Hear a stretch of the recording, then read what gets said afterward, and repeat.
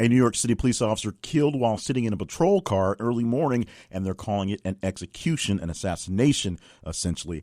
Also, Tupac wrote a letter to Madonna that proved that Madonna actually did date Tupac, and he gives a reason why they broke up. Plus, Rob Kardashian and Blac Chyna get in on a beef online that gets X-rated and gets crazy numbers in our feed. That and more stories that we talked about all day yesterday. Today is July the 6th, 2017, and this is the Daily Recap Podcast for July the 6th, 2017.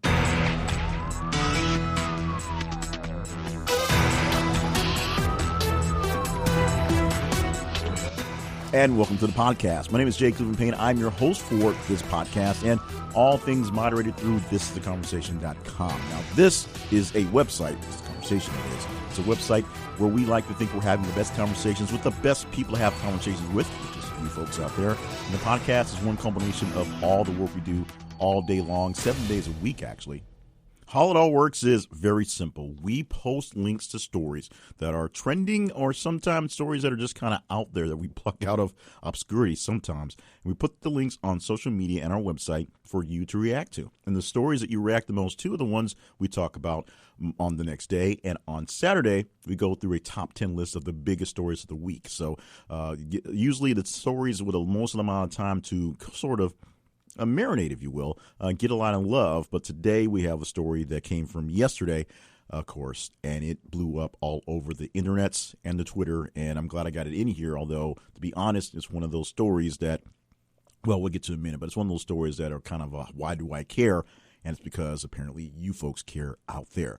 You can get in on the discussion by going to Twitter and following us at th_conversation. Also on Facebook, we are This Is The Conversation, and then you can find us at our main website, of course, thisistheconversation.com. Find us there, and you can react, reply, tweet, retweet, relike, unlike, resend. However, the more you react to these conversations, the more we know that you want to get into them into deeper thought. So you can check it out the next day in the Daily Recap Podcast. So let's go ahead and recap yesterday's conversations. All day Wednesday, we went through great stories, had a lot of stories to get in for a Wednesday after a very short holiday for Tuesday, and a very short amount of tweets and messages sent out on a Tuesday. We started off opening up the day with the news of a New York City police officer who was shot in their car, assassinated early morning of the day. It was the biggest story basically all day, the biggest real story you'd say all day, although other things caught more attention. And it brought up, of course, the fact that there's this very, very dangerous time going on out here in the entire world. The officer killed in the attack, her name Mietosis Familia. She was a 48-year-old, 12-year veteran of the police department. And although her partner, who was also in the vehicle, radioed for assistance immediately, and they were able to check down, block the route for escape for the suspect, and he was actually shot about 2 blocks away from the scene of the crime. Alexander Bonds is his name, and we, of course, will find out more details as they work through this just drastically sad story. It's always a reminder that folks out there as first responders, these are, of course, police officers, firefighters, and paramedics type people who go out there and deal with the general public in very dangerous situations, are always at risk. But it's a very, very sad day when just sitting in a car waiting for essentially the shift to be over, waiting for the next line of people to come in to take over a watch, and you're attacked in a way like that. We'll get more details on that story coming down the line as things develop in that larger story. Now, moving on to Volvo, who has a plan to eliminate gas cars from their business plan fairly quickly. By 2019 is what the plan is. Now, will that actually come to pass? Well, you'll see, or we will see, looking into the future. But that is the current plan for the people who are running the show at Volvo. Starting in or by 2019, all the cars, all the vehicles that will be created will no longer be just straight up gas cars. They'll have some sort of hybrid technology built into them, or maybe they'll have their own kind of electric cell ready for a full mass production. Tesla right now, the only real name in electric cars right now, in true electric cars, although there are other brands who have models out there that are for sale and are out there on the horizon. one of the big things that are stopping the changing into hybrids, electrics, and other whatnots is how do you fuel these things on long trips? If a electric car has a range of 300 miles, for example, and you're headed out someplace that's farther than 300 miles, how do you get there and continue to going? How do you not go just 150 and back? How can you keep a track of how far your car can go on whatever charge it's on? And gasoline, which is pretty much prevalent around the nation, around the world, if you will, it's easy to work with because it's already there, as opposed to trying to come up with some new way of keeping your car going. So we will find out very soon how well the Volvo people can make this plan come to action. Ivan Drago may be coming back to a theater near you as part of the Creed series, the sequel series to the Rocky series. So the franchise of Rocky is basically expanding into now Creed, following the son of Apollo Creed, who, of course, in the original Creed movie, trained with Rocky Balboa, which is our extension from the old franchise to the new franchise, and starting up from a very similar start with the movie, where Apollo Creed comes in out of nowhere and actually puts up a good fight, but does not get the big win, and is now on his way to greater things. Ivan Drago, the character, was teased by Sylvester Stallone as possibly making a comeback, being written into the Creed sequel, which is being essentially created right now. Now, what will he do? Will he be training the new Russian fighters or whatever? We don't really know, but of course, Ivan Drago, very famous from Rocky IV, because he is the man who killed Apollo Creed in the movie. So essentially, somehow, the younger Creed will meet up with the man who killed his father in the ring.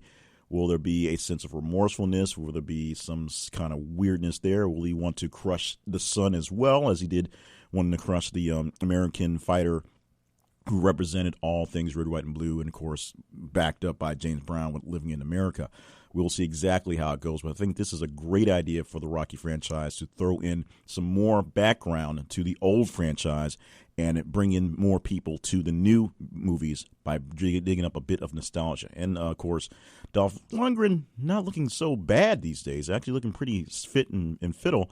If you've seen him doing stuff with Rocky, or with Stallone, I should say, not with Rocky, with Stallone in the last batches of the Expendables movies, you will see that the old man may still have a little bit left in the tank. Now, President Trump is keeping up with a promise to at least not deal with his salary, because he's a billionaire. He's spending his own money, continue to spend his own money, although it's kind of controversial whether he's actually making money in the process of being president. But this first presidential check, first paycheck as being the president, of course, presidents now make $400,000 a year, is going to the Antietam Battlefield Foundation. So he is donating his full amount of his check to this landmark, which is a great thing if you can do that. Now, is he doing it for a tax break? Who knows? But since he tells us often he's a billionaire, he doesn't need the money, he doesn't need the cash coming from the government, he's saving the money, and he can't just wave off a paycheck, can't just wave off a salary, because a job comes with a salary. That's kind of the point. But he is donating the whole thing, the whole first paycheck, to the Antietam Battlefield. We'll see where further paychecks go down the line. Newly found photos that have been pulled up by the National Archives show that Amelia Earhart may have not died at sea or died in a crash landing. She may have survived some sort of crash and lived out life to whatever age, based on the findings they have. Now, they've just found these discovered photos in the National Archives. They show a woman that resembles Amelia Earhart on the dock of the Marshall Islands, and also show a man who looks like her navigator there as well. Of course, Earhart vanished 80 years ago around this time on her around-the-world flight, around the world, of course, and supposedly crash-landed in the Marshall Islands. The problem is the pictures were taken somewhere off course where they would have been, and they can't figure out why they've been so far off course.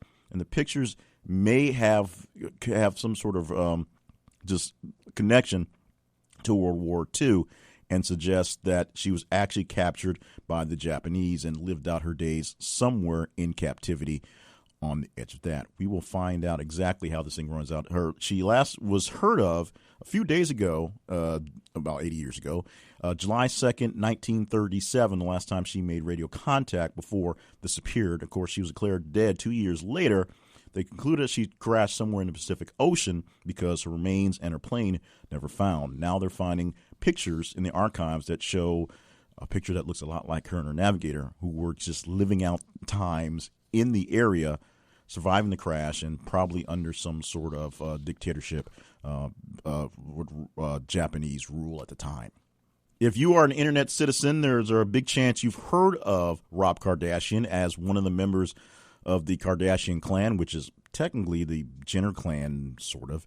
And you've probably heard of Blac Chyna, who is a model rapper who is popular with the kids these days. And you may know that Rob Kardashian, the whitish guy, and Blac Chyna, the black lady, dated very famously, did some reality TV stuff together, and have a very weird online presence.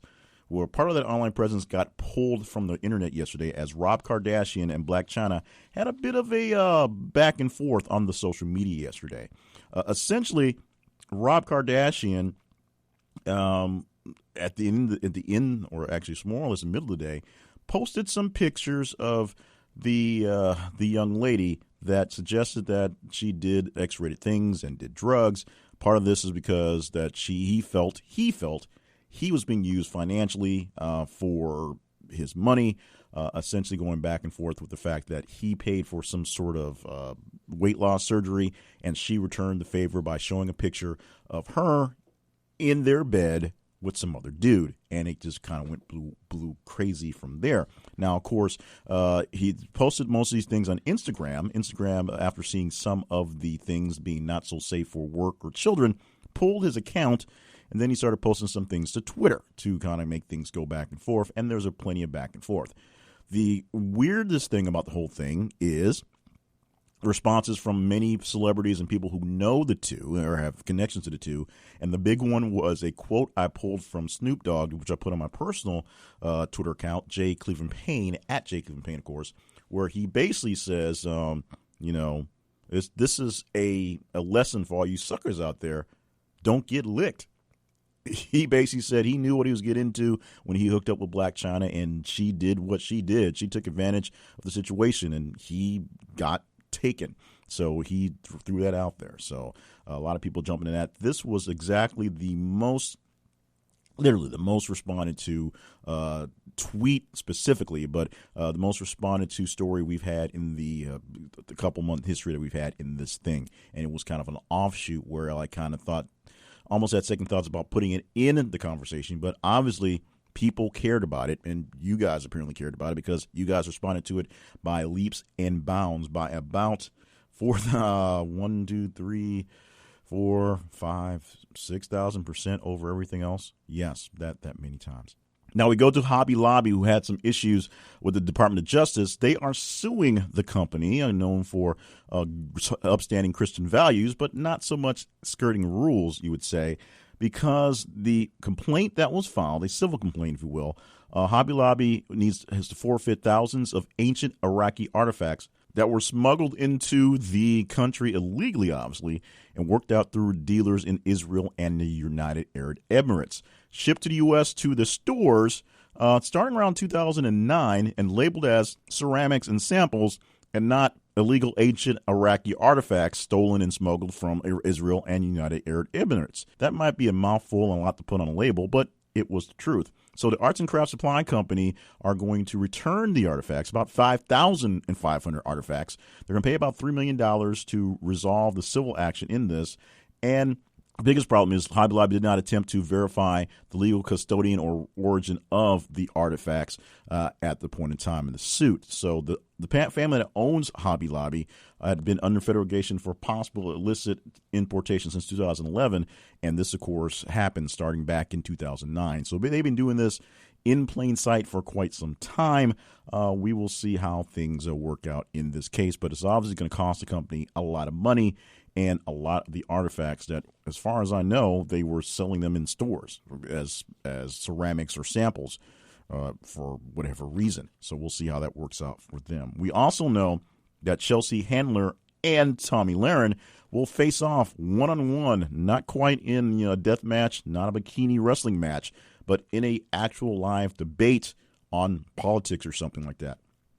Chelsea Handler, Chelsea Handler, if I can say that right, and Tomi Lahren in a live conversation later this month at Politicon. It's the third annual political convention. It's going to be held July 30th through 29th through 30th this month in Pasadena. Feature a discussion between the two with Jake Tapper as part of the Politics on Tap series. We will see. Of course, Chelsea Handler is right now working on Netflix, formerly off the E! Network. Apologize for all that. And she's become a big critic in the political world lately now that she's gone to the paid service, just essentially savaging remarks against Donald Trump. Of course, Tomi Lahren, last seen on TV as part of the Blaze TV whole set done by Glenn Beck, officially fired by Glenn Beck a few months ago for all kinds of craziness, and we'll see how this thing works out. Now, what was supposed to happen, there's supposed to have been a showdown between her and Coulter last year. Coulter pulled out at the last minute, so we're getting a makeup session, this time with the new blonde on the block in conservative talk, and that being Tomi Lahren, who, of course, is still looking for a gig and a way to keep talking on TV. We'll see if this finds a way to get her back into the good graces of the TV people. Meanwhile, let's go back way back. Let's talk some Tupac and Madonna. There were rumors and innuendo and words that Madonna dated Tupac. Why? Because Madonna told everybody she dated Tupac, and literally she dated him about a year before his death. Now, back in 2015, that's when she said she dated him back in 1995 before he died in 1996. And now a letter that's going up for auction actually proves that. Tupac wrote a letter while he was in prison back in 1995, before all this stuff happened towards the final days. Around 4:30 in the morning, written late at night, he wrote a letter to Madonna apologizing for breaking up with her. There you go. Madonna dated Tupac, and Tupac broke it off because of race. He essentially said things were nice, things were good, she was a great person, but because he was uncomfortable with his relationship with a white woman, it ended. There you have it. Madonna, I guess, is now vindicated. It was literally an image thing. The tough gangster rapper from South Central L.A. wasn't really down with the image of dating literally the model for white American pop culture. It just didn't clash. It just didn't match at the time. It literally clashed with who he was supposed to be. Now, what would have happened if he hung out more with Madonna than with the guys that got him killed? You know what? Who knows? But at this point in time, we do have the true life story that Madonna and Tupac did get together. And it's amazing that how, if you look back at it and look at it now, I guess in a sense, how many of these people in various genres all work, live, and do together. It really is like high school if you live in that kind of region of fame, a region of popularity, and region of business entertainment it is. And those were the stories that we talked about all day yesterday. And today we have plenty more to talk about. I'm sure we'll get more in about President Trump's trip.